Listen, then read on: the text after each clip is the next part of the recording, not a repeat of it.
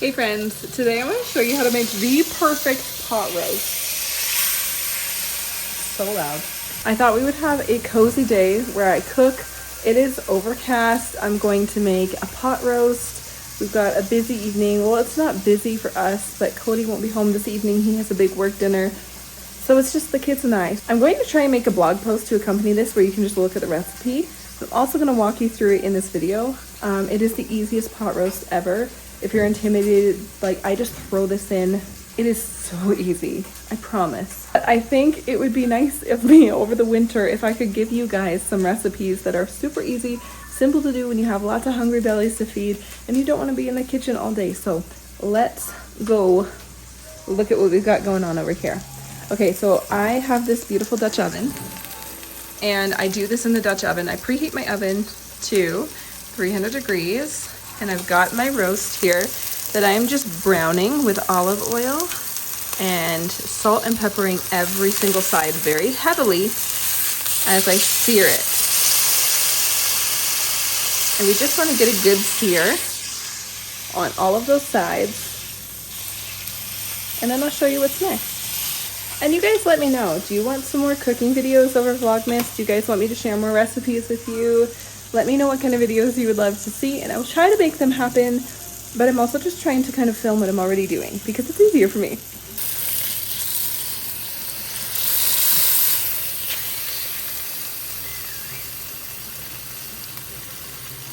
Just going to quickly, roughly chop one onion into rings because we don't need anything fancy.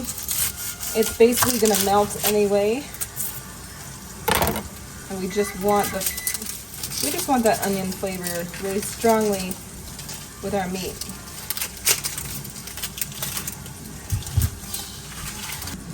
Is there gonna be gravy? Of course, always gravy. Oh, and biscuits. And biscuits.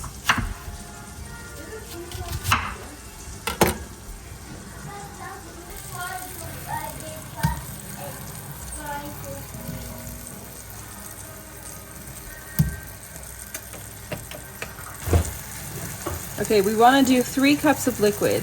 If you like wine in your meats, then you could do 2 cups of broth and 1 cup of wine. But I'm not going to cook with alcohol, so we're doing 3 cups of water, and I'll put my bouillon in here.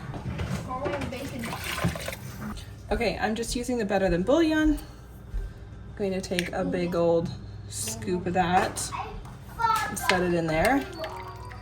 And I'll mix it in as this gets warm. I have this on like 6 because I do want it to come up to a boil, not 6-7, as if you heard my preteen in the background there. Okay, I've got some tomato paste, and I like to do a really big scoop of that, especially since I'm omitting the red wine. I feel like the tomato really helps the flavor deepen. In this house, we always use Worcestershire sauce, so I'm going to put a few, probably like a tablespoon of Worcestershire in here. But I'll let it pour over a little bit. Going to do some garlic. So I'll do a nice big scoop of that. So I'm doing all this while the oven is preheating. And then all I'm looking for is for this mixture to come to a boil. And then of course so again, I said heavily salt and pepper your roast, so you don't really need to add any more salt and pepper, but we are going to add the seasonings now because salt and pepper is not enough, folks. I measure with my heart. This is Italian blend that we're using an Italian seasoning blend. Oregano.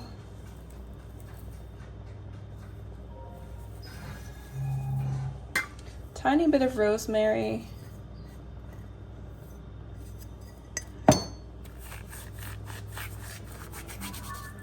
I just crush it to release all of the aroma because it's dried.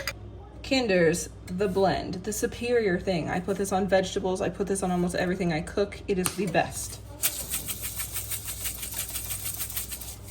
A little bit of prime steak from Kinder's.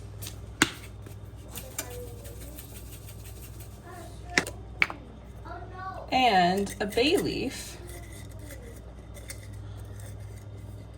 I will add to the water. No, my own self. I'm just getting all those herbs and spices wet, just so they kind of go into the meat a little more. And I'm just mixing around because I want to make sure my bouillon is kind of starting to melt in there, which it is. Make sure it's not in a huge chunk because it will just dissolve as this cooks. And so, get lots of the onions in here. Beautiful. Okay, now all I'm looking for is for this to start boil. As soon as this begins to boil, I can put the lid on and immediately transfer it to the oven. So once you see it boil, it'll just maintain the simmer in the oven.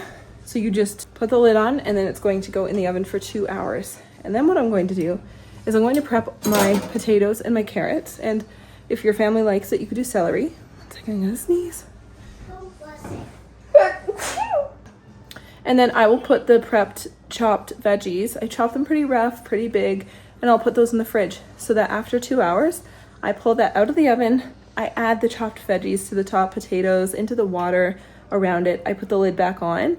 Oftentimes I will toss my potatoes and stuff in like a little bit more Italian seasoning, a little bit of salt and pepper, and just put it in there and then put the lid back on. And in the oven it goes again for an additional 2 hours. And next time you pull it out, you have your whole roast and it's done. And I will show you how to make flawless, perfect gravy every single time. And since I only needed half of the tomato paste, I put the other in here.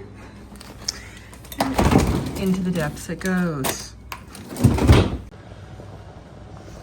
Okay, so we have a nice boil going on this now. So we will put our lid on and pop her in the oven. Now I'll clean this up. And besides chopping those veggies, and we don't do celery because not everybody in the family likes them. I only do carrots and potatoes. I just have to chop those and dinner's basically done. All I'm going to have to do is make a gravy, and my teenager is going to make some biscuits. We have a beautiful biscuit recipe from my friend. When I was in my postpartum, she gave me a dried powdered mix of this. She made it, like all of the flour, the baking powder, all of that kind of stuff. They're baking soda biscuits, baking powder biscuits. I will try and put that in a recipe as well. I have a little bit more time to do things like that, so I'll tell you why in a second when I sit down with you. But if I can, I will also put that in the recipe because it's so simple and so quick. My teenager loves to make them, so she'll make those. And we'll have this beautiful pot roast, warm, cozy on this little snowy day. It's gonna be great. Okay, so I have all of the potatoes and carrots, and it's been 2 hours. So this is what we're looking like. I'm gonna dump all of, see the carrots are under there. This is about how much I put in. I just have this little bowl that I use to measure, and you'll see how much it is. So I already started pouring it in before I forgot. It's okay, Zeffie. So I'm gonna try and do this one-handed. It is not going to be very elegant, so forgive me. Okay. Going to use a spoon to kind of get it in there around the meat.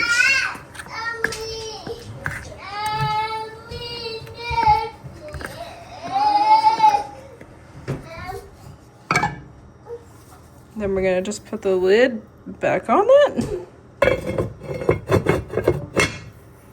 And then back into the oven it goes for 2 hours.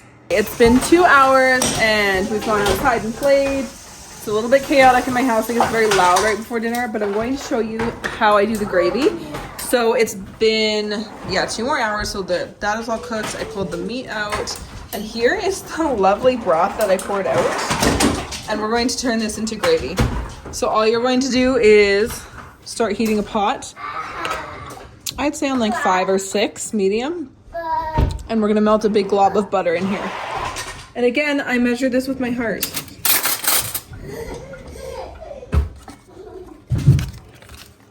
Because I have like maybe 3.5 cups of liquid here, I'll do like, that's a bit much, hold on. This is so hard to do with one hand. Oh, thank you, no, it's all right. Okay, so like this much. Again, we're measuring with our heart. We don't care. Now, I think the only reason that some people feel like they can't make a good gravy is that they don't stay with the gravy. You have to just commit to the gravy for a little while because you can't leave it. Don't leave it, especially at this stage. So I just melt all the butter and we're gonna use a whisk. And then when it's melted with this, I'll probably do about 4 tablespoons of flour. So those can go in if you want.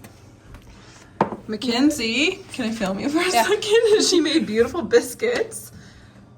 Lovely job. Good job. And I'll show you what they look like when they're done. Biscuit. Yeah, they're not cooked yet. They're not cooked, they're raw. You get a biscuit as soon as it's done. Okay. Do you want to see, see it? Here you guys go. Now you can watch that. This oven is full of flour right now. Wonder who that's from. You. Okay. Somebody is constantly crying in this house at dinner time because they're all very impatient for dinner. Anyway, this tablespoon measurement lives in my flour, so we'll just do 4 of those. Up. Come here.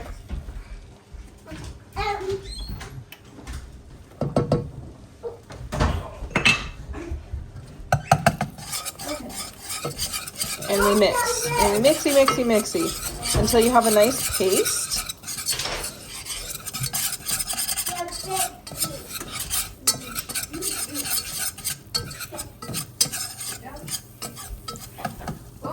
Now the important part is, I know it clumped together and that's totally fine.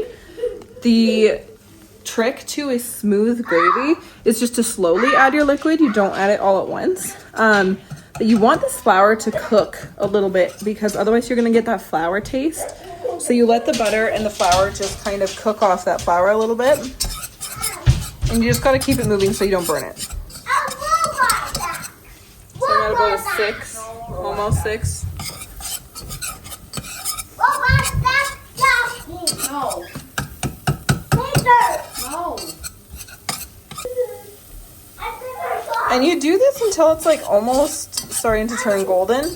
But again, there's a very big difference between turning golden and like starting to cook too much. So just keep it moving. You just don't want your flour to be like raw anymore. Sometimes if I'm in a big hurry, I'll add a little bit of the liquid to this and just let it cook down more of a paste. But the slower you can be at this stage, the better the gravy is going to taste. Look at, oh my goodness, you guys are crazy. You be careful. I am. You wild. Look at you do. Hi. You're on the Mackenzie.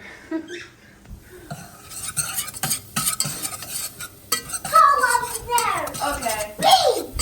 Not speed. I'm gonna drop on it. And it will start to kind of, do you see how it's kind of coming apart and flaking off? That's kind of how I know we're getting hot enough. So I'm going to add a little bit of this. I keep the fat in because it's good. Okay. Mix very quickly. Try and incorporate all this in. I'm going to turn the heat down a little bit. Just because my element gets really hot.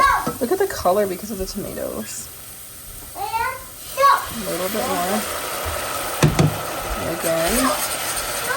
You're mixing each stage until it's a paste. That's how you avoid being lumpy and getting a really lumpy, gross gravy. But at this stage, we can also cook it a little more, and that flour is cooking more and more as we just kind of let it sit in this paste form. So I let it chill out like this, and because of that fat on the top that just got poured into here, it's not going to burn as easily because it's got some lubrication in the pan.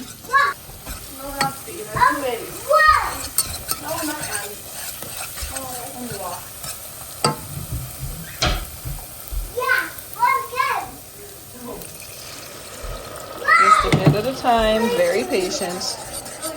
And then if it's too thick or whatever, we can add water at the end. But you see how this is lumpy, but it will smooth. Because we're just gonna keep stirring and keep committed to the little bit of the time. Look, that's smooth now. Lumps be gone. There, totally smooth. Now that we're totally smooth again and it's like bubbling, just keep adding a little more. Once you get to this part, you can be a little heavier handed with the liquid. Cody, will you cut my meat?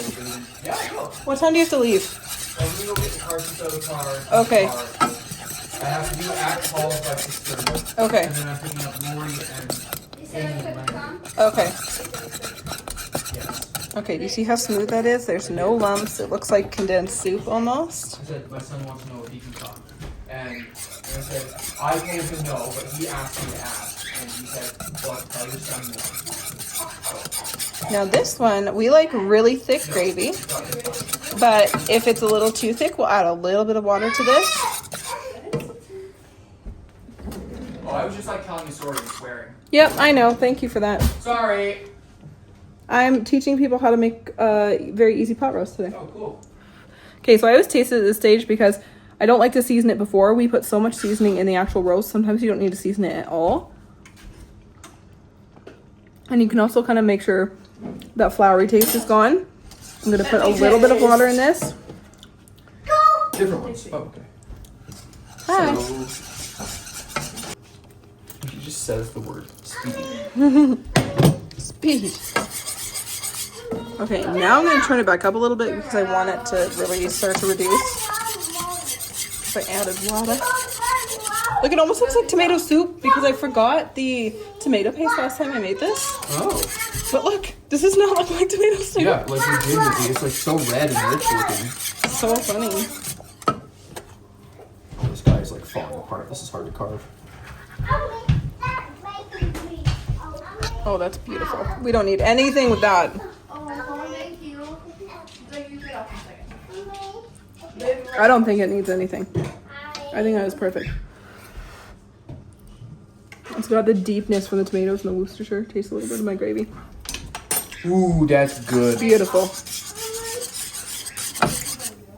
See, and it's smooth and it's thick. Here's the consistency. I'm reusing the same spoon because it's my own family and I don't care. Gonna mouth all over your spoon. Hold on. Ooh. Before I leave. Cody's going to a very fancy dinner tonight, so Ooh, that's good. that's good.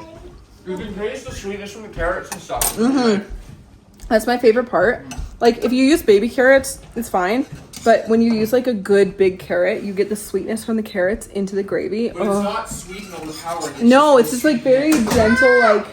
It's like when you eat, like, a homemade roll, and you can taste, like, that tablespoon of sugar you put into it, or honey. And that is done, so I'm going to serve out the plates now and turn this off. And I usually just transfer it back into here to serve, or sometimes I serve it out of the pot. Beautiful. Now I'm ready to feed these kiddos. And sometimes I'll make another vegetable, but today, not going to. Just gonna be honest, I'm not going to today. It's fine. Baby. What? Yep, that's why it's on there. It is. I'm just waiting for the biscuits. Taste that gravy. That's a good one. Yes, you can have biscuits. Hold on. Delicious. Are you kidding me? And then her biscuits are great. These are like, what are they? Baking powder biscuits? Baking soda or baking powder? Baking powder. Baking powder biscuits. They're so Put good. that back. This is yours. Okay. Last time we did baking soda, that didn't end so well. He's Yeah, that was already an crushing it. accident. Oh. I want some Very different things. So, like I said, I will try and get these recipes up on the blog before this video goes out. And if I did achieve that, they'll be in the description below for the links to these exact recipes. But that's how easy pot roast is. I'll talk to you guys after when I put all these hooligans to bed. Hooligans! Hey, it's editing me. I'm just popping in to end the vlog because I ended up getting so sleepy putting the babies to bed that I just like made myself a tea and went to bed. So sorry, but the recipe it's on my blog. There is a link below for the roast. I haven't had a chance to do the biscuits yet, but I will do that. If you want to see them, let me know below and I will make that and I will tell you guys when it's posted. Like if you guys tell me you want it, I'll have it up in a couple days. So just let me know and I will put that together if you want it. I hope you enjoyed. I hope this was something like a little different. If you guys want more recipes that I think would be fitting for the holidays, let me know. I love this because I feel like it could be Christmas dinner or like a nice holiday dinner. If you're hosting, it's so easy. Or if you just want something quick and simple for your cozy little family meal, this is a really, really great option. So let me know if you make this and go check out the blog post. That's why I made my website, so I would have a place to put recipes for you guys. So yeah, enjoy and thank you so much for watching. We'll see you in my next one. Bye.